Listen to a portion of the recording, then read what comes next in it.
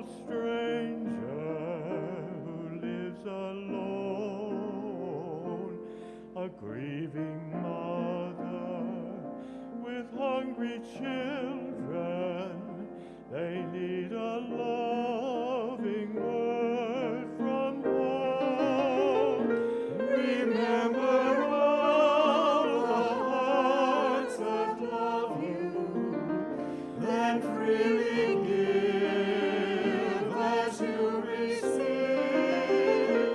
and you will find what you were made for, to be a gift to a world in need. There is a giver who always loves us. There is a gift beyond all price. We are the way the world receives it. Love to melt the heart of us. So be the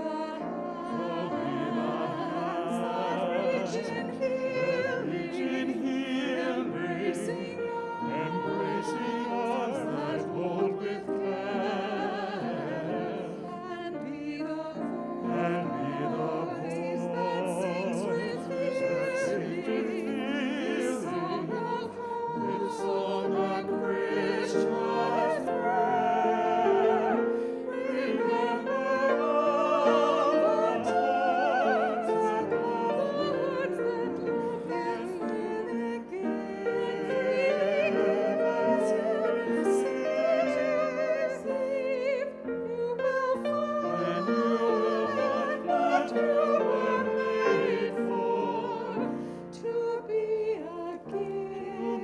a gift to a world in need.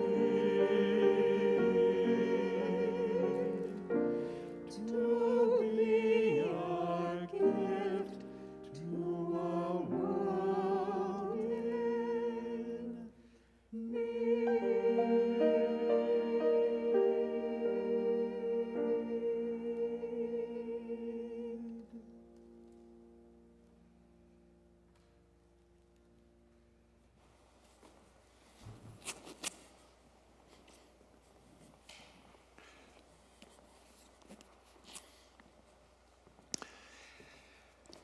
At St. Paul's, we always begin with an acknowledgement of the land. For thousands of years, First Nations people have walked on this land.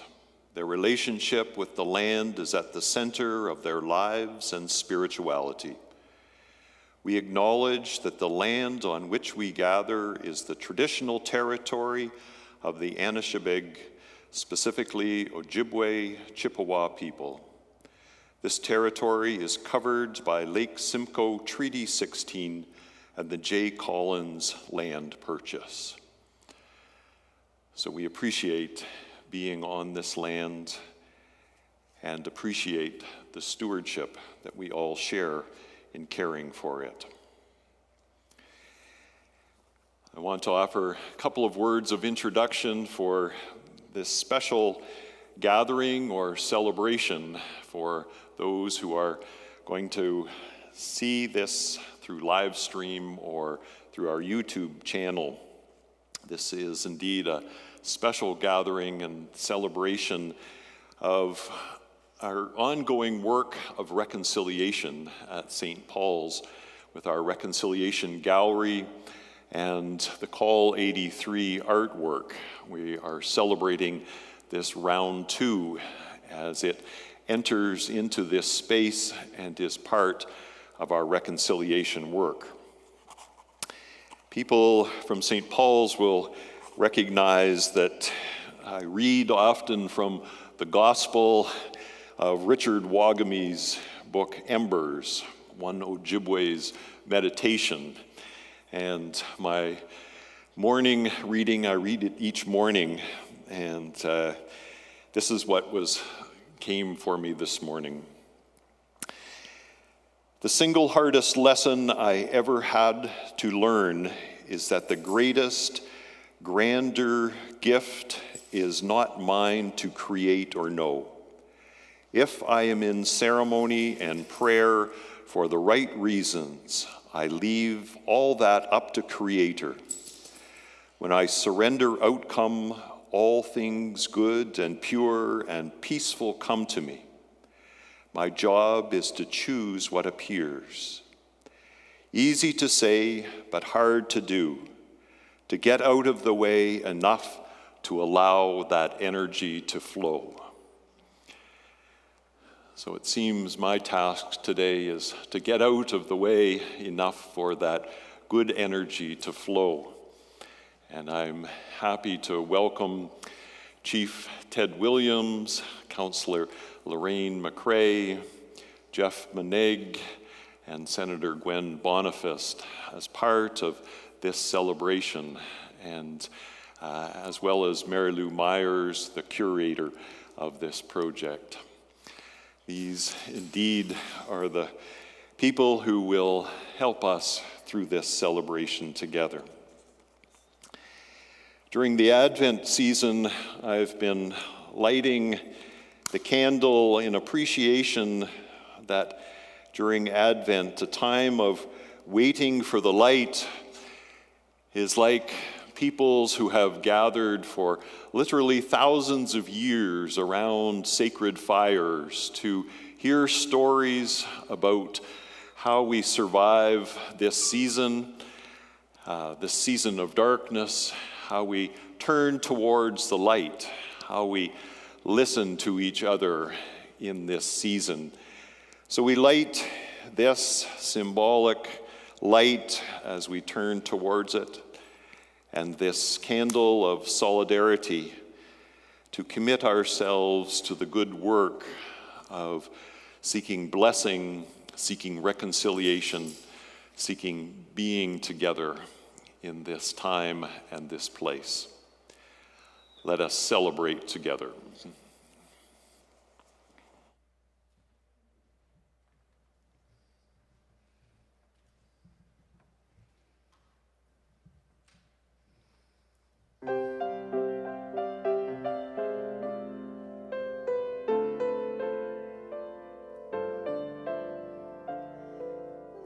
Snow which gently falls to earth, we fall quietly asleep. Through the night we drift into our dreams, as the snow and sleep grow deep. Snowflakes falling one by one alone, form a universe of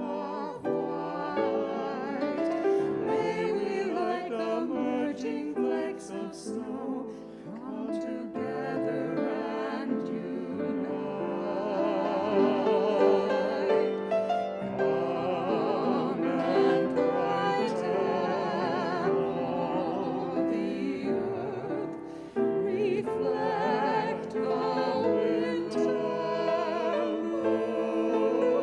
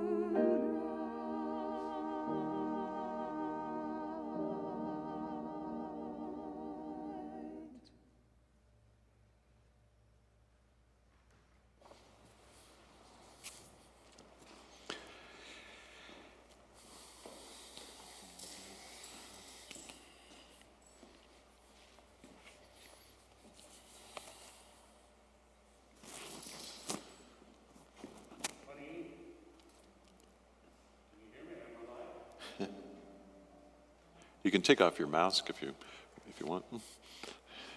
It's up to you.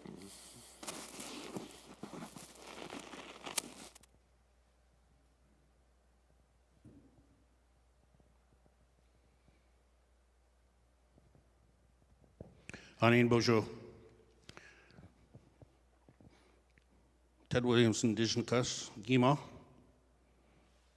Rama Minjikling Donjaba. Gigon Dodem. My name is Ted Williams. I'm chief of the Chippewas of Rama. And I'd like to say, first of all, miigwech for the invitation in this ceremony of reconciliation. And I'd like to acknowledge the statement of land acknowledgement that was given earlier. I'm going to take advantage of this mic and this time. I'm a storyteller, as most of us are.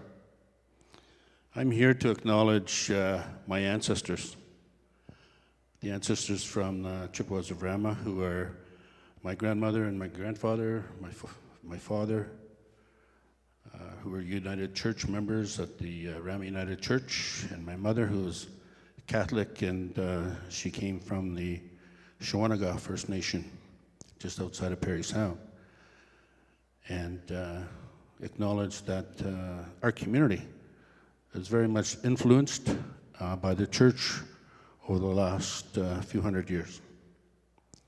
So I'd like to acknowledge all of our ancestors and the influences that have shown over history to be good influences to the most part. There are some challenging situations for sure, and I'd like to acknowledge those as well. But I'm here to also share a couple of stories. My grandmother, I recall I was about 5 or 6, and I was just playing on the road, and I was all dirty and filthy, and she was heading to church, and I just happened to be in her path. And she quickly grabbed me by the ear, dragged me to her home, scrubbed me, put some clothes on me, and dragged me into church for Sunday school. And you sit there, and you listen. And if you knew my grandmother, you didn't talk back to your grandmother. And so I began Sunday school in the Rama United Church.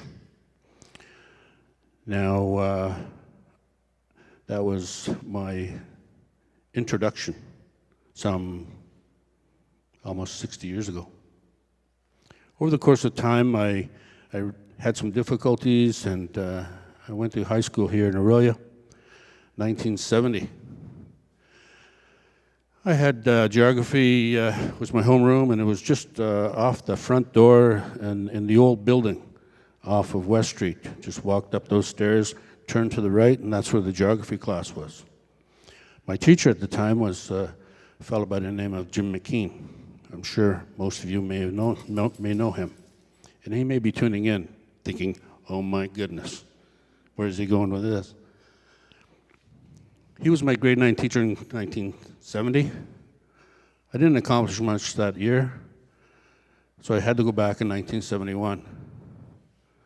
Again, I didn't accomplish much, and I subsequently got kicked out. Kicked out of high school. My dad said, you're going to go to work because you're not living here for nothing. You're not living here for free. And so what happened was I went to work, and I got picking apples in the fall of 1972, September 28, 1972, historic day in Canadian history. But I got fired from picking apples. I went home, told my dad, and he said to me, how do you get fired from picking apples? It's a pretty easy job. And he says, you're not staying here for nothing. You're either going to go back to school or go back to work.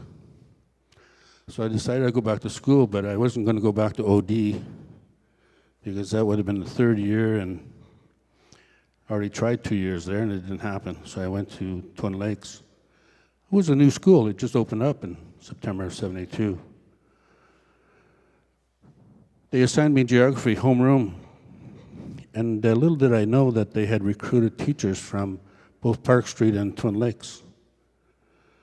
And so when I looked up my homeroom and my teacher, it was Jim McKean, 3 years in a row. And he's probably thinking I'm like Velcro. Subsequently, we had a long chat, or he had a chat with me, and he had a good influence on me, and he says, you're either going to do something or not. You have to make up your mind. Well, I stayed. I finished my 4 years at Twin Lakes. Jumping ahead, after 1976, in 1986, I became chief. And I always would go into the office early. I was 29 at the time. And the phone rings at just after 8 o'clock in the morning. I had opened up the office, so I answered the phone. And the gentleman says, I'm looking for Chief Ted Williams. And I know that voice. And I said, you're speaking to him. And the voice says, do you know who this is? And I said, yes, it's Jim McKean. Jim McKean, I believe, at that time was a good influence on me and was practicing his reconciliation during the course of time. 2002, my daughter was at Park Street, her final year of high school.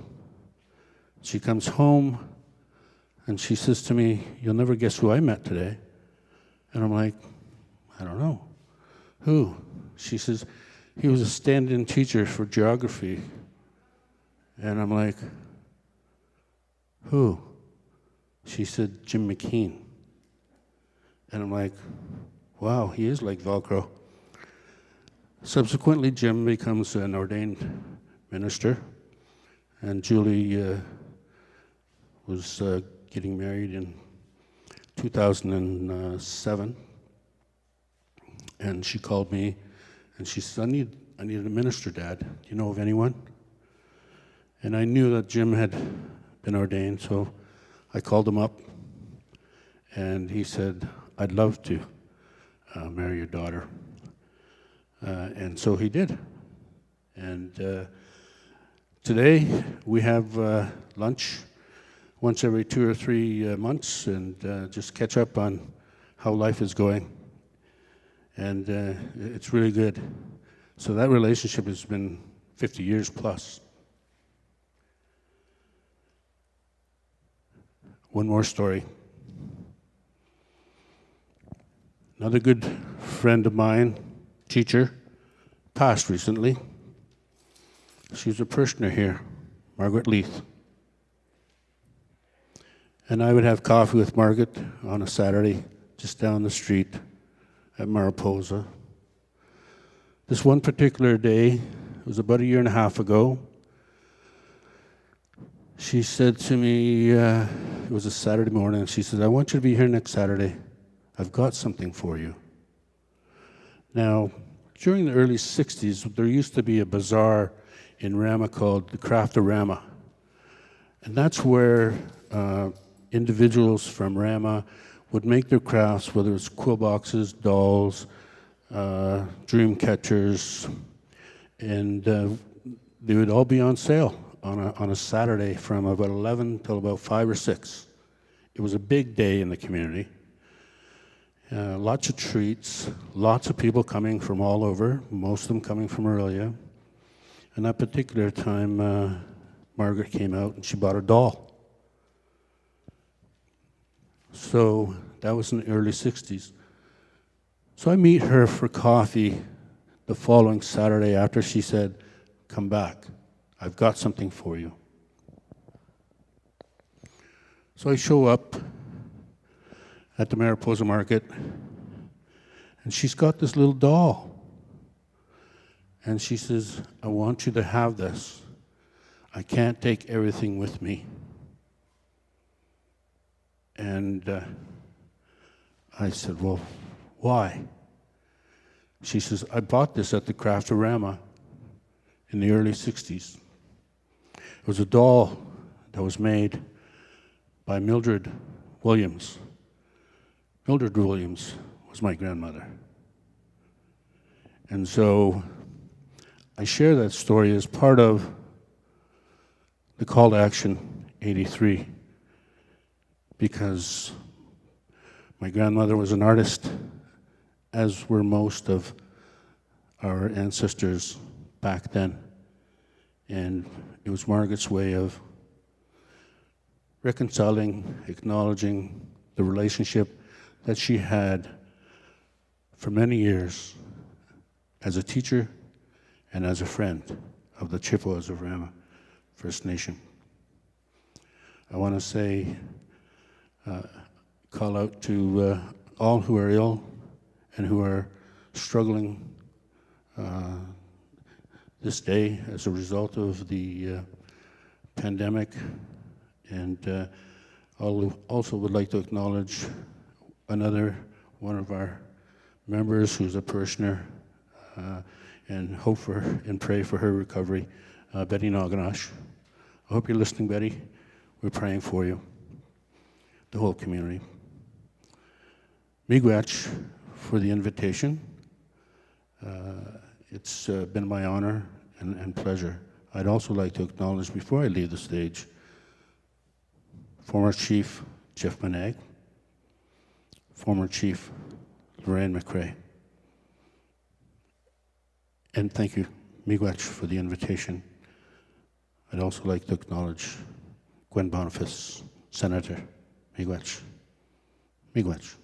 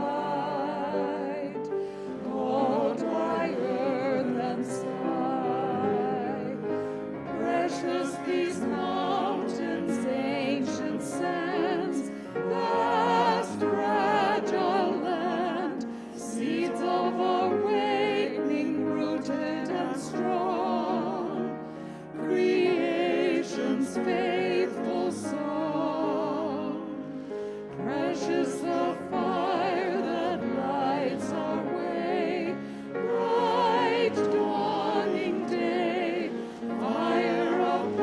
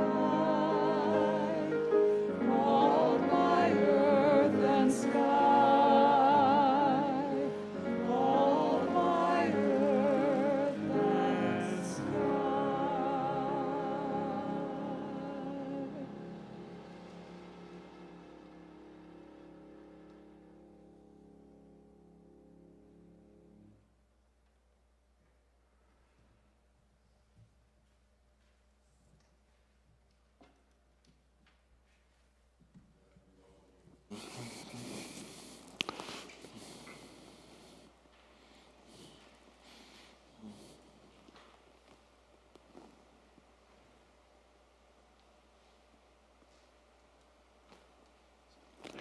one more.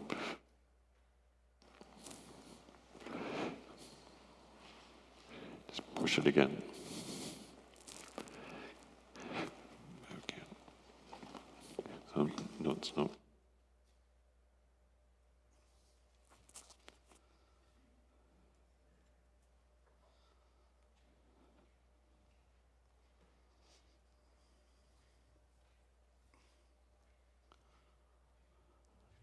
Which my Indigenous cause mi would naking was naking mi would it been jabayan kachimni sing Asian kadek gize do dem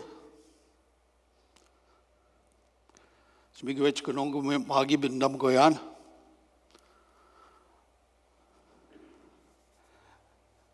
my Nishnabé name is Maingan, and my English name, my Indian Act name is Jeff Monague. That's my name for the registry in Canada. And I'm from the Beausoleil First Nation on Christian Island. And this is part of our traditional territory along with the community of Rama and Georgian Island, the Tri-Council. And it's fitting that we're invited here today as part of reconciliation. And I thank you for that. I thank the congregation, and I thank the Reverend for this kind invitation. It's actually historical in the sense that we're bringing our ceremonial items into this church. And I don't know if it's ever been done. We don't know that history. We do know that at some point in our history, all these ceremonial items, including our wampum belts, were brought into centers of our communities who were asked to bring them in by many of the clergy from all the denominations. I'm not going to blame anyone. And we were asked to bring them in, and they were destroyed because we weren't allowed to do this anymore. So we've come a long way, and the circle has come back around again. And so I'm here to do a ceremony with the pipe. And this pipe is something I was given. And in the way that we understand things, it was something that chose me before I was born. And I came into the world to eventually carry it and learn the things that I needed to learn before I could hold it, before it was given to me. It is not my pipe. It belongs to the people. And that's my journey now, is to make sure that I walk a good road so that I can do my teachings properly with the pipe. And that's how we understand the world. Everything that we are teaching is to teach good people, to teach people to be good, just like any other religion in the world. And in our spirituality, which we call Nidowin, which simply means as part of the spirit, there are many teachings. And as I'm doing this ceremony, I will teach you what I'm doing. I will do it in my language, but also do it in English. I speak a bit of German, if that helps anybody. But I will try to help you understand what I'm doing. It is part of our life, and those that do it, it is part of their way of life.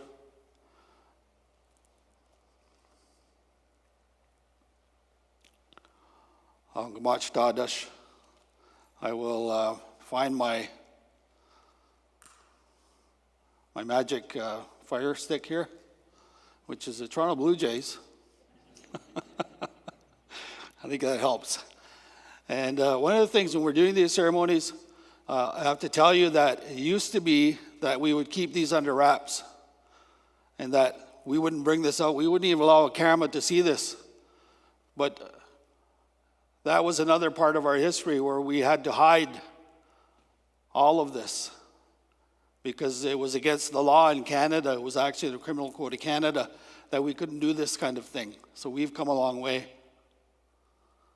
to be able to be here today.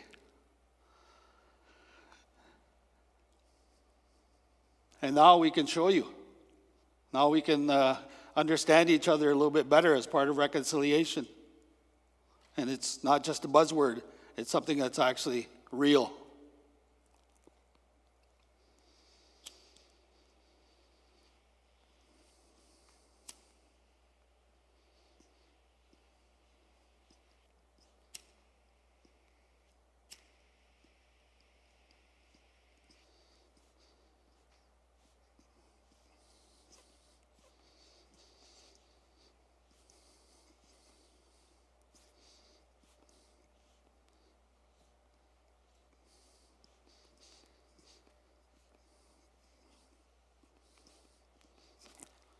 So I like this pipe full of tobacco. Tobacco is one of our first sacred medicines given to us by the Creator.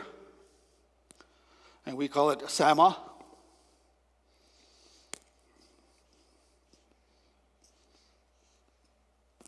We'll acknowledge our 4 directions. Beginning to the east,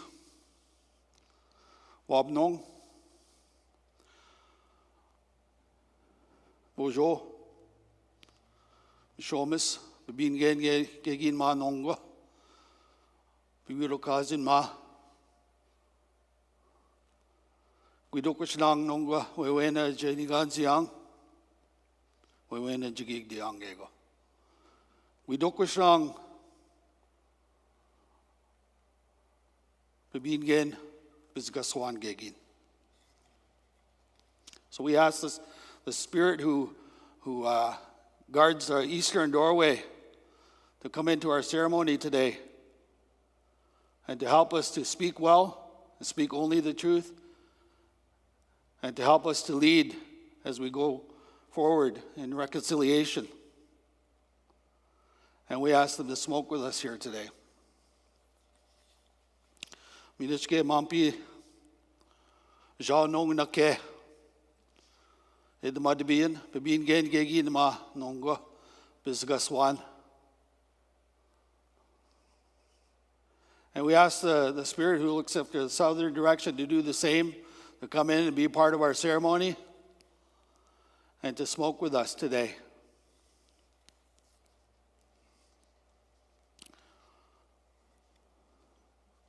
Minishke Nake.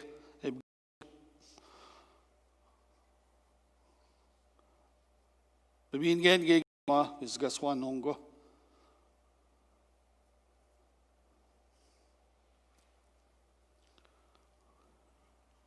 So we ask the Spirit who looks after the western direction to do the same, to come into our ceremony and to help us to speak well, to lead, and to smoke with us. Mishke Odenake Kiwed Nong Edmadibian, Babingen Gegin Ma Nongo, Bizgaswan Gegin. So the Spirit of the North, Giwed Nong, is coming into our ceremony as well to help us to do the same things and to smoke the pipe with us. We also acknowledge other entities, other spirits, and so Migegin Odenake. The Be'ed Kwam the Man, Being Gegin Ma, Bizgaswan. We ask that Spirit who looks after the water to come with us. Water is life, and water is very important to us. And that Spirit is invited to our ceremony today, too. Mishgegin, Mishomis, Chem Nido, Gjem Nido, Vin Gegi Nama.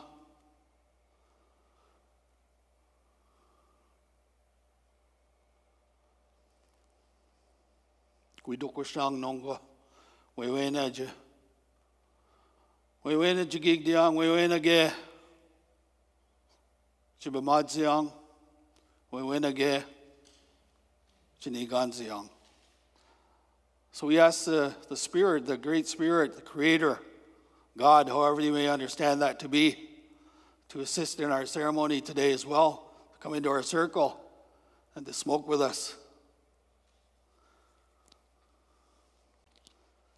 And we'll invite that Spirit who looks after the earth to come in with us too. Vingen gegin ma nongo ake ekwam daman vingen gegin bisgaswan.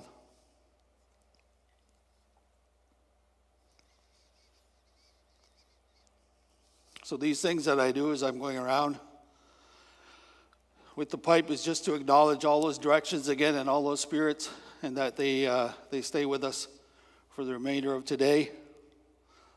It's not just to be fancy. I'm not just twirling this around. It is part of our rituals, part of our ceremonies.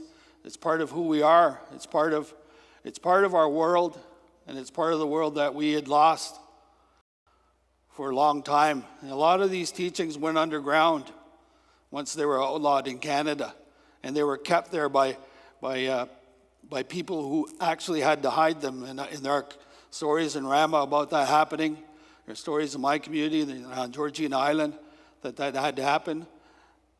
And it all started here in this area. This is ground zero. This was in the 1830s, the area for the first reserve in Canada. We were part of that experiment. We were the guinea pigs. We were the ones where the whole road started.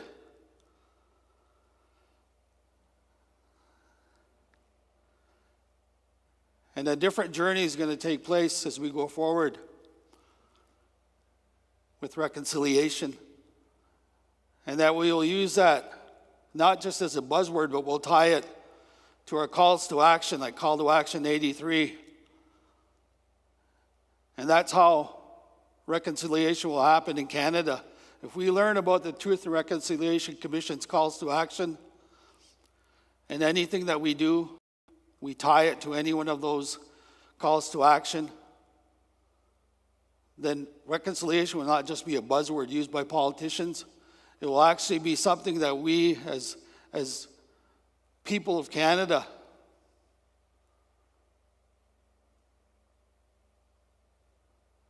can make reconciliation happen with. Because by itself, it's not going to happen. And that's what we're trying to show here. So people like Mary Lou Meyer, who sat with me to try to do something. And we came up with Call to Action 83. There are other groups that are starting something from that. And we encourage anybody else to look for other things as well. So that the people in Ottawa who are leading can hear us. They spent your money to come up with those calls to action, and we can't let them collect dust. And it's an important part so that my grandchildren are not dealing with the same things that I'm dealing with every day: the racism, the oppression, and the Indian Act. And if we can start to move toward a new beginning, then we're doing something. I'll keep the pipe together for the entire ceremony. Eventually, I'll undo the ceremony, and then we'll take the pipe apart. But there's a whole nother ritual with that. And I thank you, Reverend, for having us here today. In my language, we say, us to and gifts us with in life. I often refer to a book by the Dalai Lama and Bishop Tutu, the Book of Joy. Both of those spiritual leaders have known great persecution. And Bishop Tutu was the leader of the Truth and Reconciliation Commission in South Africa that was the inspiration for our Truth and Reconciliation Commission in Canada. And so we revel in the spirit of joy that is an invitation to all of us to appreciate the beauty and the wonder and the gift of life and what it means to each one of us as we revel in it each day. On the fourth week, we light a candle of love. Again, a deep, felt sense of communion, of mutuality between us all. So we offer these symbols as part of our commitment to the reconciliation journey, to a journey of love and appreciation for each other.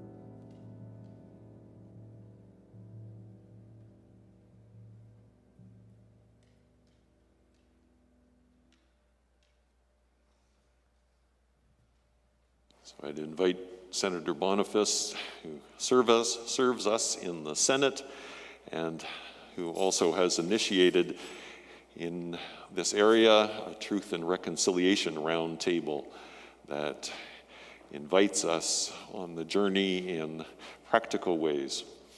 Senator Boniface. Thank you very much, Reverend, and what a great honor for me to join you. I'm particularly pleased that I'm able to talk a little bit about our roundtable on truth and reconciliation, and following in the footsteps of Chief Williams, I'll tell how this developed in a story.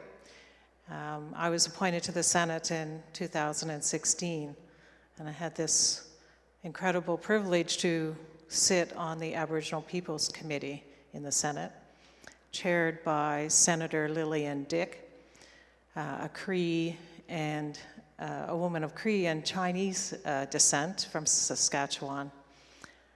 But I also had the privilege to sit next to Senator Murray Sinclair, who was the chair of the Truth and Reconciliation Commission.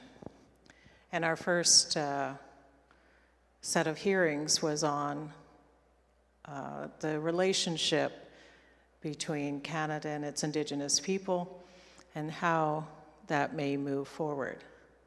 And as I sat through there and had the great honor to have ongoing conversation with Senator Sinclair, I came to the conclusion that one of the ways that we could help advance truth and reconciliation is to do it at the grassroots level and start it community by community.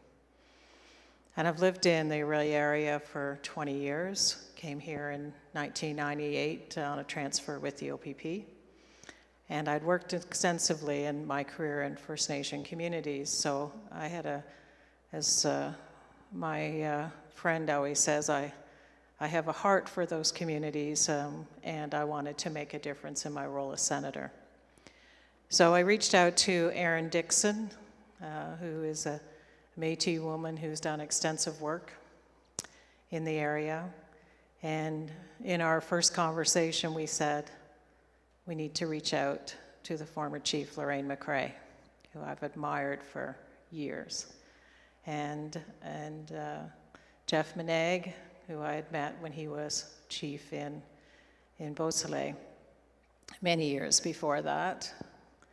And then ultimately out to Councillor Ted Williams, who now Chief Ted Williams, to help create a path going forward.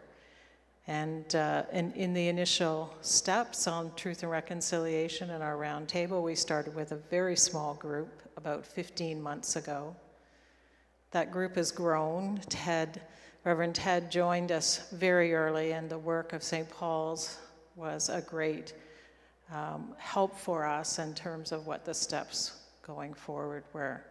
But the great advice that I got from Senator Sinclair as we took each step was to just let the group form, set their priorities, and then let it go, and it will make its own course. It'll find its own path. And we have essentially seen that happen. We have a much larger group of people from the area. Mary Lou joined us in the early days, and we feel incredibly privileged by the people who have come together across all fields, from youth to the arts community, to the church, which has been a very big part of it, to our Indigenous friends from Rama, from Council and Rama have been very supportive, and from here, from our local council, from our mayor. It's been an incredible series of dialogues. Like everything else, we were interrupted during the pandemic. Didn't stop it. We've been consistently going forward, and our discussions over the last months have really talked about the right relations, how we educate, how we engage, how we walk this path together. And so I feel very privileged, one, to be in the Senate and have the opportunity to play a small role in this. But even more important for me is about the creation of the Truth and Reconciliation Roundtable, which is grassroots at its heart, and to see where it may go and what it may produce in our community to help us on the path to truth and reconciliation. So I am deeply indebted to those who came early in the process and will be always indebted. I know we will have an interesting journey, and I hope it's a journey that is fulfilling for everyone who's involved, and we are open to people who wish to join and hear about it or engage in it. You can simply reach out to my office, and we would be most helpful in allowing you or encouraging you to join in. So thank you, Reverend, for including me in discussion. Thank you to all of those who participate in the roundtable, who not only, I think, enrich the process, but on a personal level, they enrich my work every day and the work that I can do in the Senate. So thank you. Miigwech.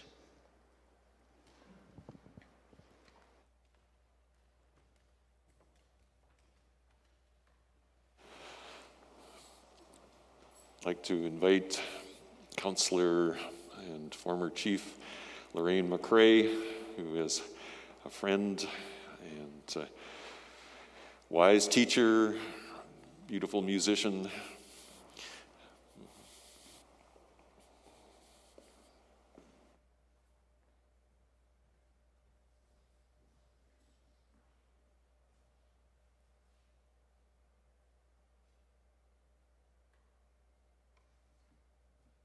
Miigwech. Thank you all so very much. My heart is filled this morning hearing all of the beautiful music, seeing the beautiful pictures. It takes me back to my childhood when I used to play outside all day long with all of my friends. It's such a feeling of joy this morning. My name's Lorraine McCrae. Nigon an abid, minjikaniqua, shikando dem. Chinanda mapche.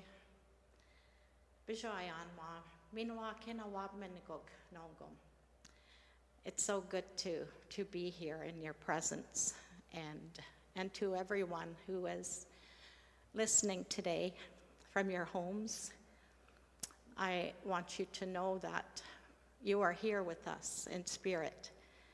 And I give thanks for all that has been said prior to my standing here before you. It has been so wonderful to hear the stories and to witness the pipe ceremony this morning. I have my drum, and I'd like to offer a blessing and a drum song. And much of it has to do with the pipe ceremony. It's about creation. It's about how beautiful our creation is, that the Creator made everything just so very beautiful. That's how we say that in our language.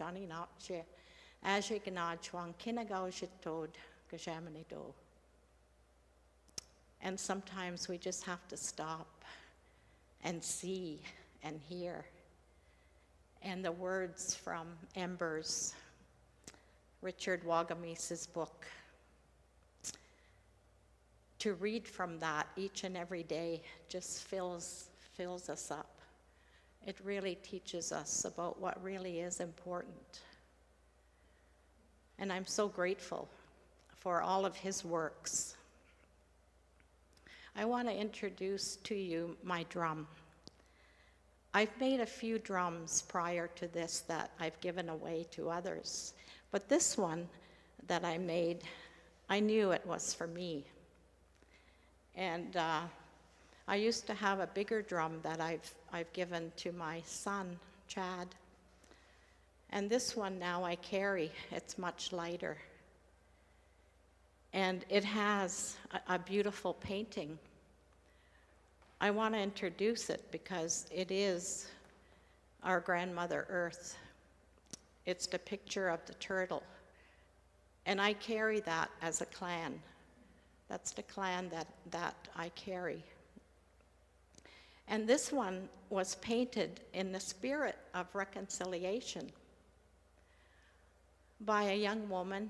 Many of you may know her. She's well known in this area. Her name is Pam Rolliuk. And one of the calls to action, besides the action 83, is action 63. And she took part in that with a group of artists. And I went to speak there about reconciliation. She drove me that day. I was having a little difficulty in seeing and driving. And Pam has walked with me on my journey for several years now. We just happened to meet. She actually made the totem pole out in Coldwater with the 7 clans on it. And I got to know Pam because she has come to our circles every Friday morning. We have circles where we pray for the water, where we invite people to come and share. And she painted this for me, and it's the turtle of the 13 grandmother moons.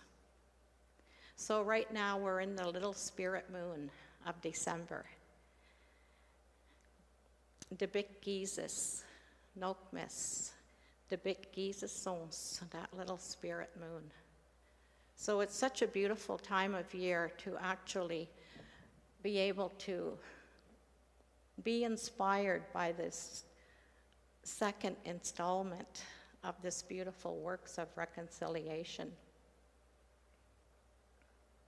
So I'm very grateful for all of those that have come into my life, have helped me with my beautiful gardens at home.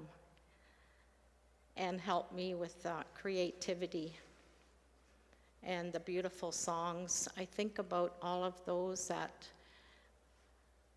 may not be well, that are suffering through a pandemic right now, missing their families, missing their loved ones, missing that connection, that beautiful connection of love and hugs.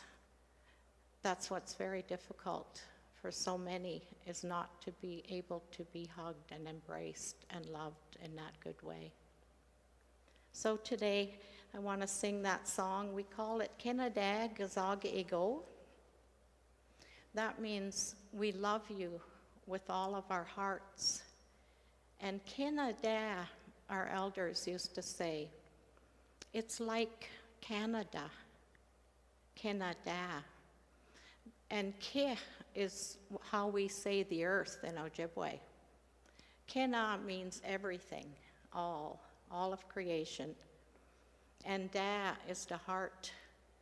So that's how much our beautiful ancestors that are here with us today, that's how much they loved our land, our earth, with all their hearts in every way. And it's really beautiful to remember that and to try to walk in that good way, the way our honorable ancestors walked with protecting the lands, the water, with great respect, with honor, with dignity. So I'm so glad we're able to have our pipe ceremonies, to be able to sing with our drums. And it used to be that the women were not supposed to sing with the drum just a few years ago. However, as women, we were encouraged to pick up our drums. And it was actually a beautiful elder from Curb Lake who helped me to get started singing this with my drum many, many years ago. So this is called Kinada Gazag Ego. We love you with all of our hearts.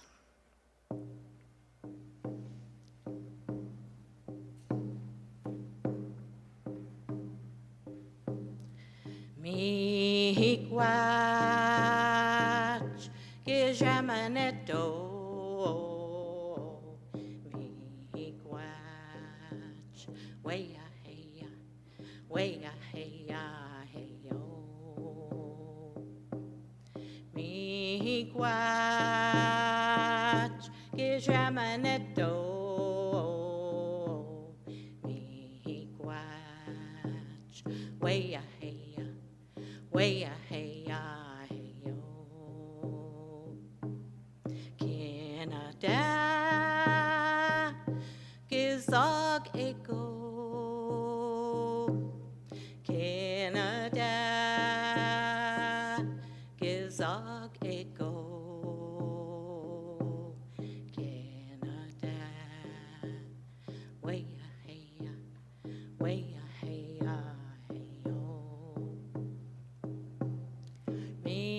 Miigwach Gijamaneto Miigwach Waya Heya Waya Heya Heyo Miigwach Gijamaneto Miigwach Waya Heya Waya Heya Heyo Canada Gizog Ego Canada Gizog Ego Canada Waya Heya Waya Heya Heyo Waya Heya Waya Heya Heyo Waya Heya Waya Heya Heyo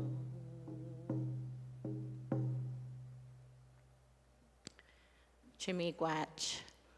And may the spirit of Christmas fill your hearts with joy and with peace and with love. Chimigwach.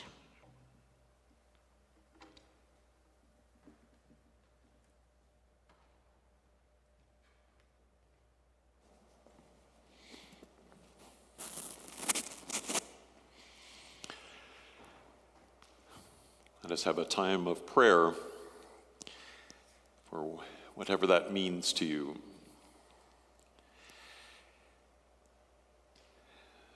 In the spirit of joy, we gather this day, reveling in the beauty of the world around, experiencing joy at the flight of the geese and the ducks, experiencing joy at the twinkle of eyes above our masks, experiencing joy through a telephone call, a simple hello. We give thanks for this gift of being joyful and seeking it and holding it in our lives. We acknowledge that joy is sometimes a struggle, that there are times when we do not feel this way, but are caught by feelings of inadequacy and hurt, when we feel the shadows of this time overwhelming us. We acknowledge the hurt that is around us, that has been caused by systemic injustices that have long histories of exclusion for peoples of this land, for people of color, for people of economic systems, for regimes of hierarchies that continue to dominate and keep us apart from that spirit of goodness that we seek for all. May we come together in this spirit of appreciation for the gift of life, for what happiness and health and well-being might be. We give thanks for all who serve us and who put themselves out in this time of pandemic. From those who work in grocery stores and who deliver food to those who work in the healthcare system, we give thanks for their gift of service. We give thanks for communities that gather to hold each other and to care for each other, to pray for the well-being of the earth, to pray for the well-being of each other, to seek peace and caring in the world. And we pray for ourselves this day, that we may experience signs of joy in the simple gifts of life, and that we may be blessed with divine goodness in however we feel that. All of this we ask in these our prayers. Amen.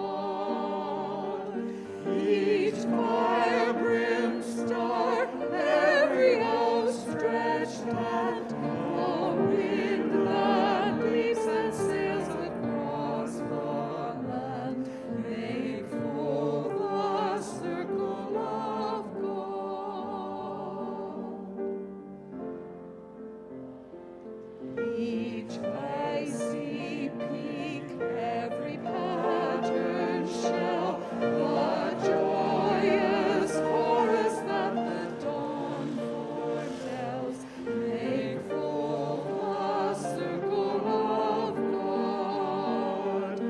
Each cosmic hue, every creature's way, all form the beauty of this vast array, making full the circle of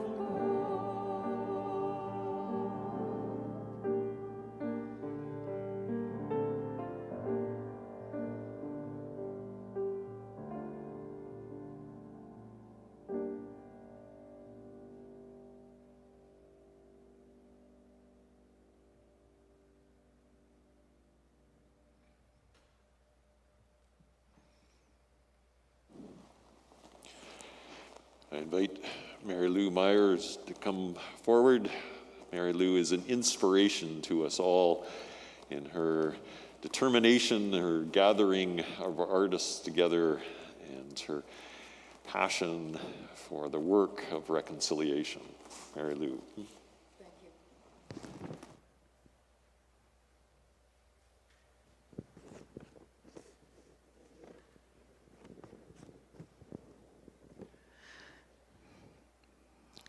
It's absolutely wonderful to be here today to introduce the second round for the Call to Action 83. Our last round, the first round, ended with a work by Paul Schilling. He told us a story about a young child sitting around the fire with his grandfather, learning about the traditions of his First Nation family.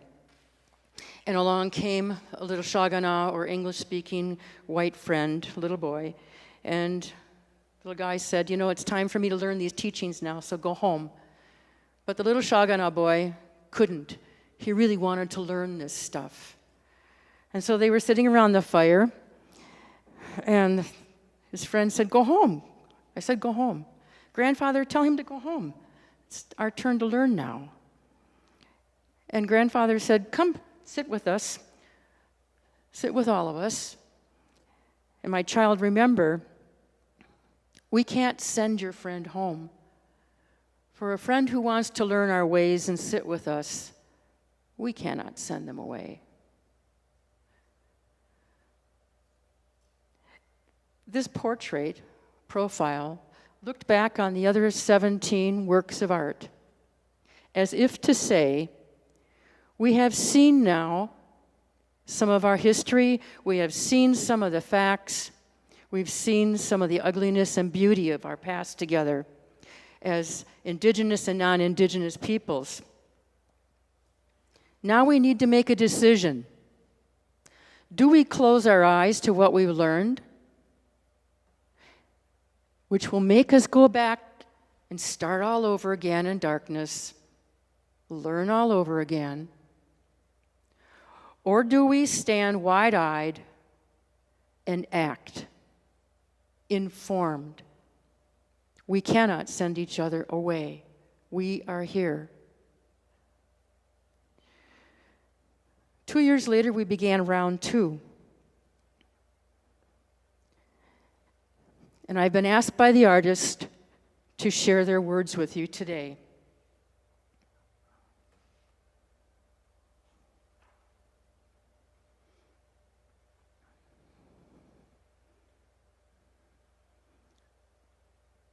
Okay. This one? Okay.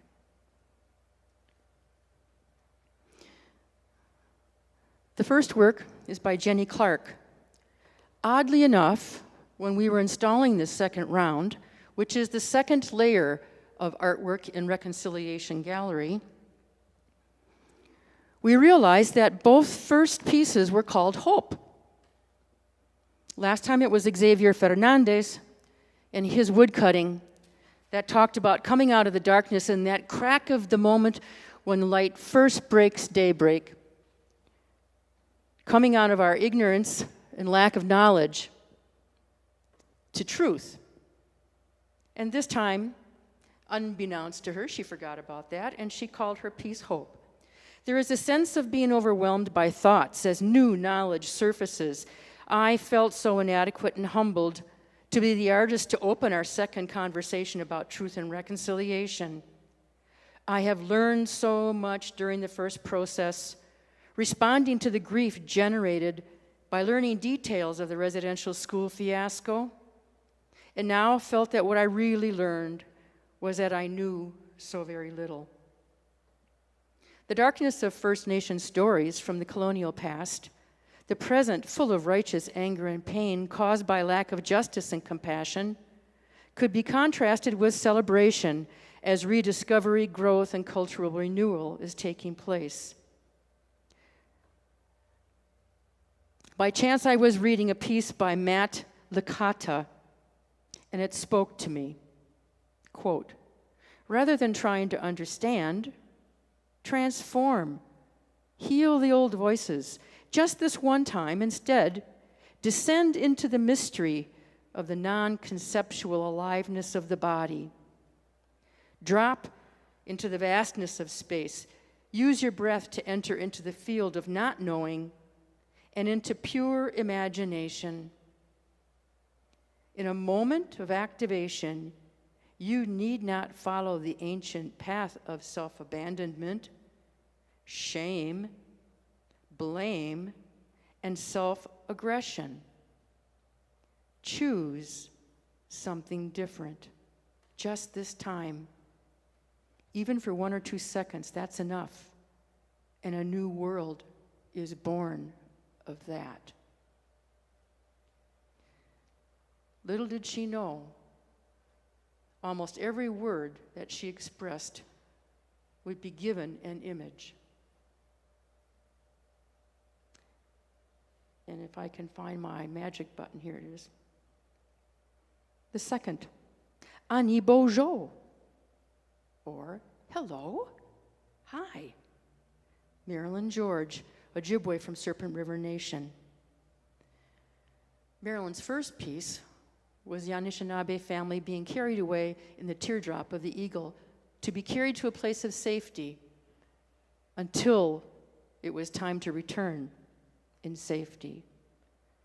Her family found its roots, the deep red roots that bear fruit, bear life, pass on the generations.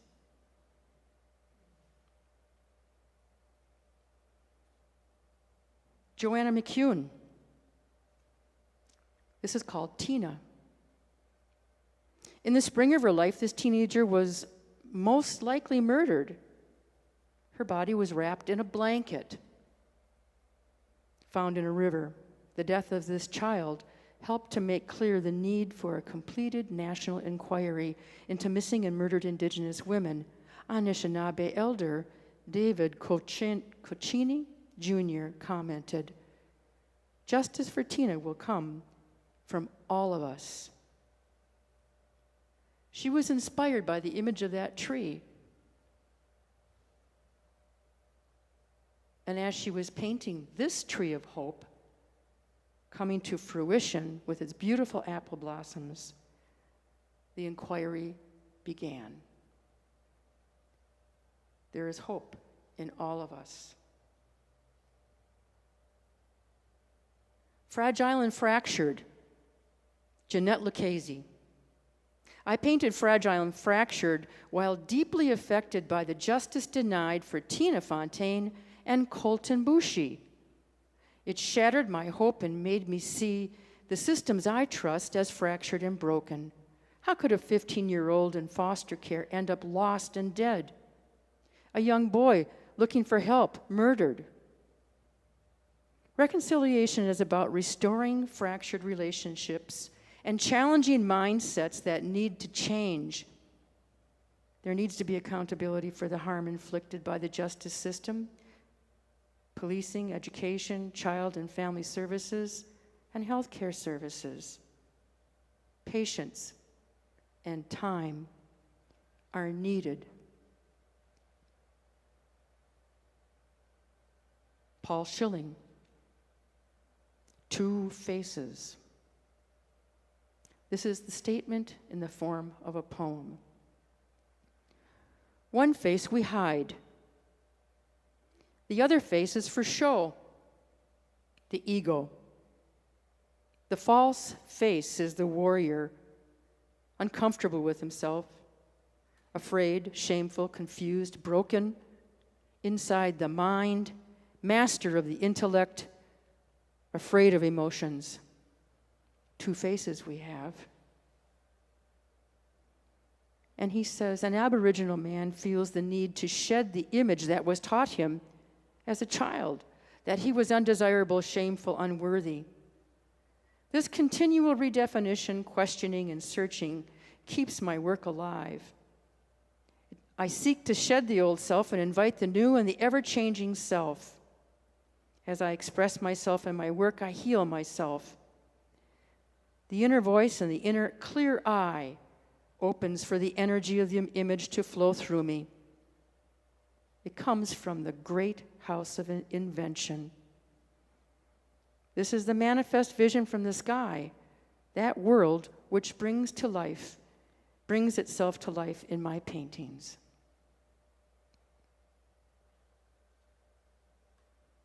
Relief, our youngest artist.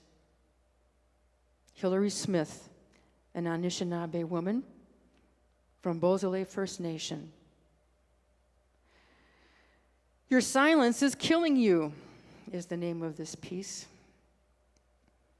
This line from the film Indian Horse truly resonated with me throughout my creative process. My grandparents spoke little of their time in residential school or the hardships they faced. I believe that the high rate of suicide amongst our people is because our pain has been buried in silence. But today, the hard truths are coming to light and the conversations have begun. It's important for us to express ourselves, no matter how much the truth may hurt. The warrior depicted in my painting stands vulnerable, streams of tears releasing the pain that she has kept inside. The weight has been lifted. It is okay to cry. It is a must. Her name in Ojibwe is Manabokwe, cheerful sunrise woman. She passed her work to Mercedes Sandy. Megans, feather. 4 generations, this is called.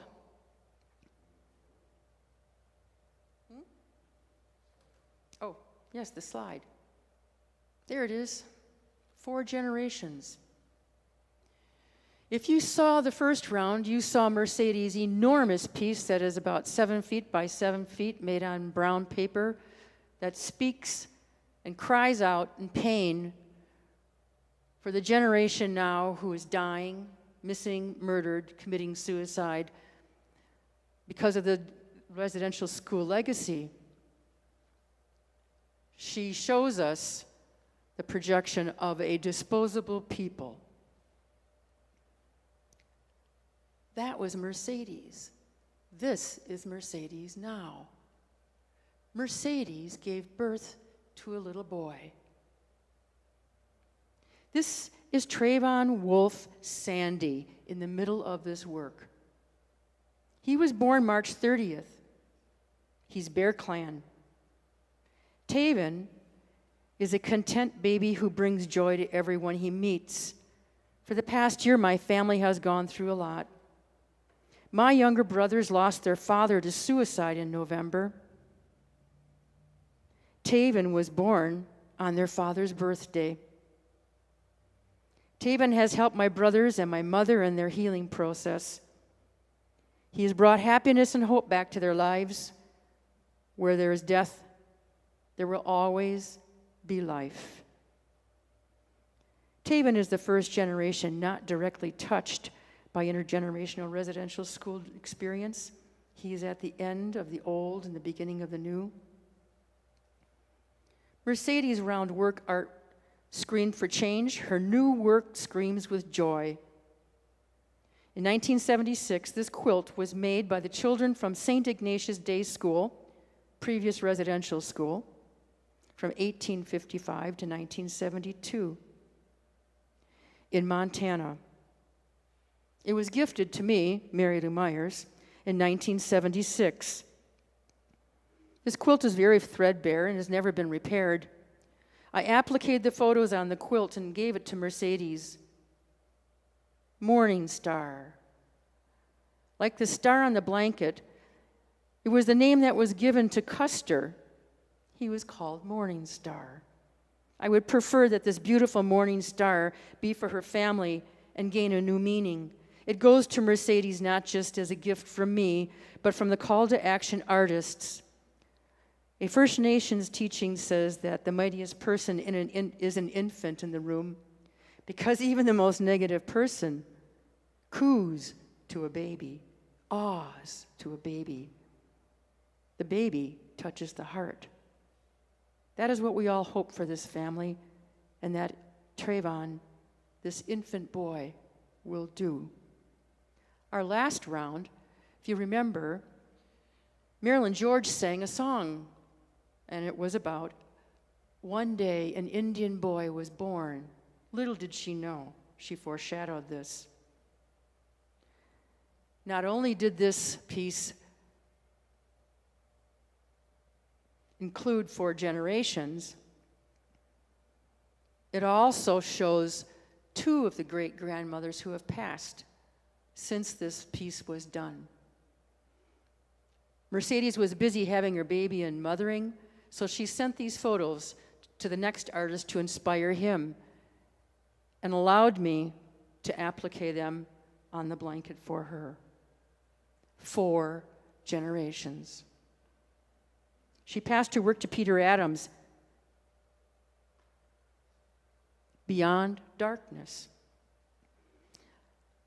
I had only a few photos of this beautiful new family as a starting point for this painting, but I distinctly recalled the dark and dramatic piece that Mercedes had created for the last series of works that our group produced. I wanted to create a backdrop that symbolized our dark and shameful history. Interestingly, what was intended to be an entirely abstract surface began to take shape on the physical outline of a map of Canada. I incorporated some of the troubling statements that I had read from the TRC chair, Murray Sinclair, who described the process of reconciliation as mountainous. I remain hopeful, however, that with new life and new beginnings come opportunities to both reflect on our past and strive for a much better future. He passed his work to John Ulrich. This is called Circling the Square. I followed Peter Adams in the process and was struck by the hands in his piece. Around the time of the transfer, I was reading Walter Isaacson's Leonardo and was completely thinking about his long-term preoccupation with the relationship between the square and the circle and how that related to the different ways of being in the world of First Nations, Métis, Inuit, and peoples of European origin. This also fed into my piece, as did the circling of water between aquifers and clouds, and the relationship of sky world and aquifers to the concepts of spirit and soul. He intentionally painted those hands almost embracing each other, almost. And he also said to me in an interview, you know, reconciliation does demand some sort of compensation. Why is it that there are still 64 nations that don't have clean water? Can we not give back clean water to begin to compensate? He passed his piece to Christina Luck. This is called Plan of Action. I start most days by making a list of my intentions for the day. Often my studio is littered with little pieces of paper, and sometimes they become the subject of my art.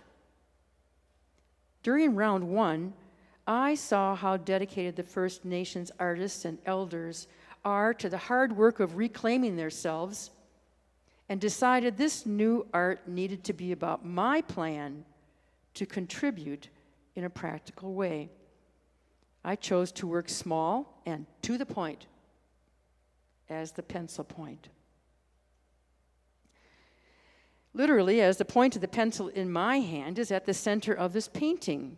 The 3 items on my list represent a specific action I'm going to do.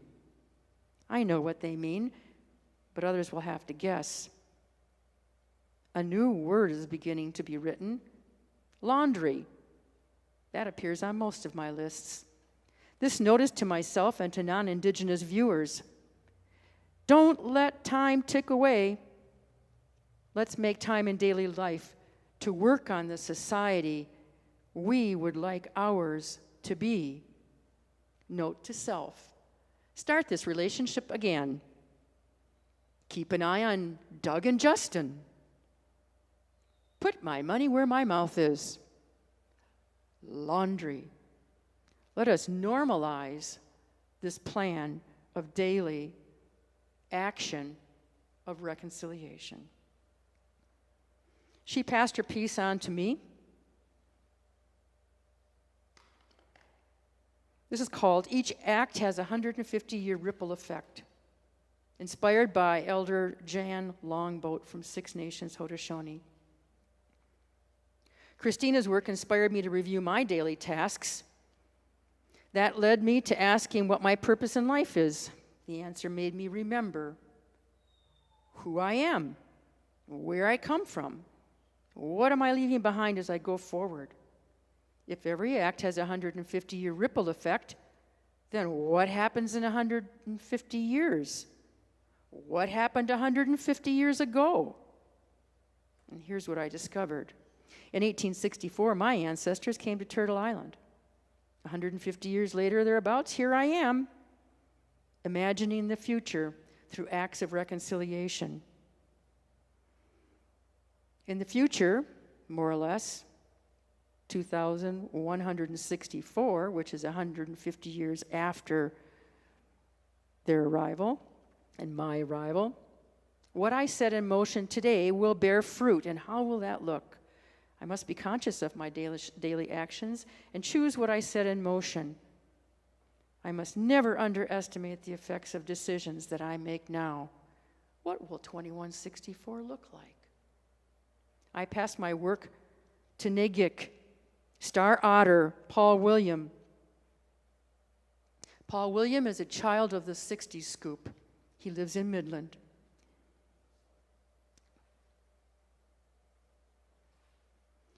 150 years is more than 7 generations. This is called 7. The passing of generations is seen in my piece. 7 generations in the trees, 7 in the winds, generations past to come, the rising and the setting of the sun on Turtle Island. We carry our ceremonies from generation to generation in health.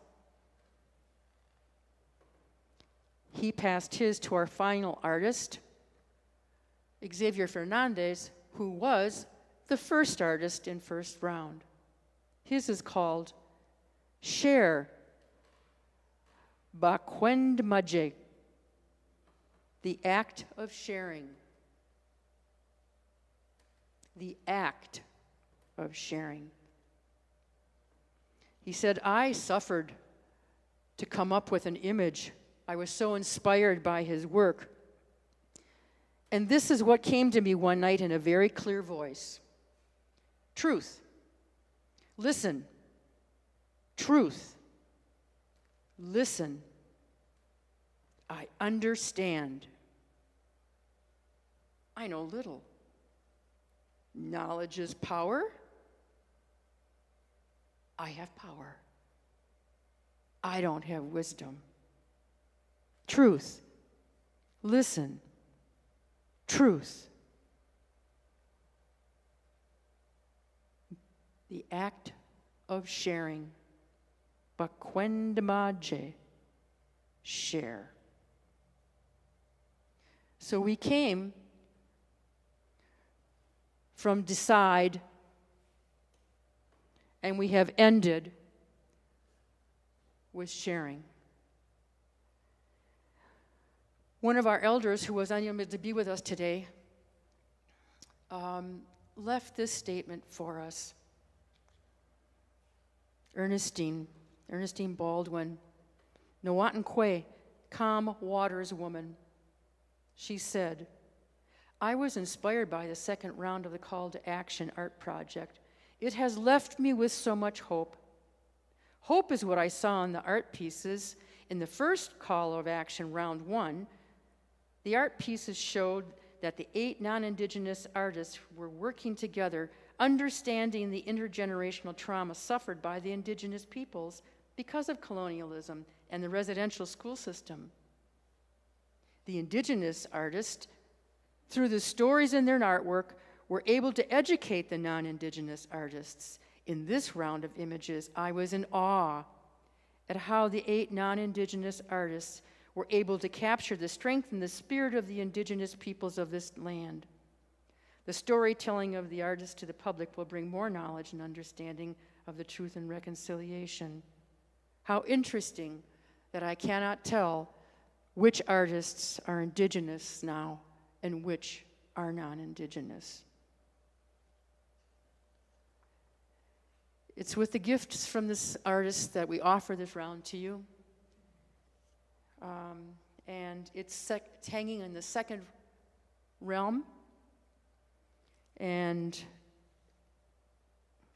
we are very grateful that, again, this group of people has allowed us to come together to share that work and allow it to do the work that needs to be done. It was accidentally locked up in an insurance company vault that it was showing at the last time it was in public throughout the beginning up until about a month ago because of the COVID shutdown.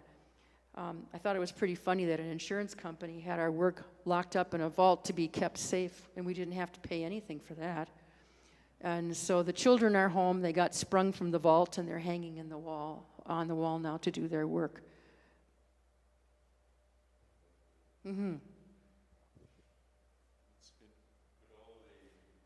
So guests come forward and we'll gather around these paintings and offer a blessing to them.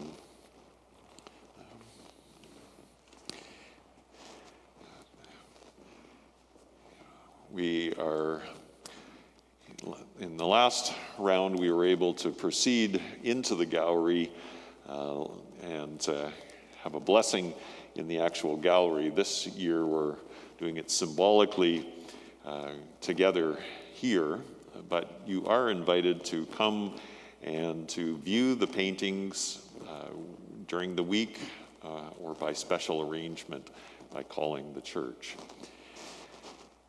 Mary Lou, I'll ask you to offer a blessing to these paintings. Kind Spirit, we ask of you to please, as we asked in the Sweat Lodge before we began this process, we ask that you give us all images that would inspire all those who engage with the images, see them, look at them, that their hearts may be touched, that they may be inspired to acts of personal reconciliation, social acts of reconciliation, and greater acts of reconciliation. We ask that you allow these images now to do their work in a good way, so that again here in the land of the Chippewas of Rama, that all peoples and all of life come together in a good way.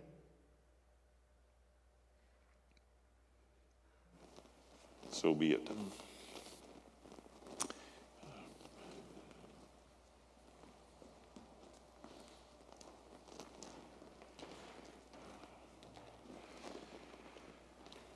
So friends, we have been blessed by this ceremony of coming together, of hearing wise words, of being touched by these artistic expressions of reconciliation and hope for a better future. We ask Creator's blessing upon each one of us. We walk with friend Jesus. We walk on the paths with the Spirit of goodness. And we invite the Spirit of love to embrace us all. Amen.